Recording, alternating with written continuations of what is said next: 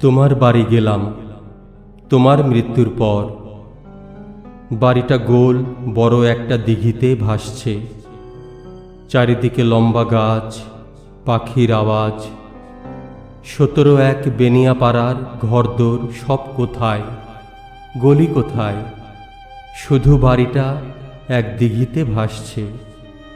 বাড়িটা খুব স্বচ্ছ, কিন্তু ভিতর দেখা যায় রাজপ্রাসাদের গুপ্ত সিঁড়ি, ইউনিভার্সিটির করিডোর, টিউশনির দীর্ঘ রাস্তা, রিক্সা, দাঁড় করানো মোটর বাইক, হাসপাতালের বারান্দা, বেড, কেবিন পার হয়ে বাসবি। সদর দরজা খুলতে আসছে।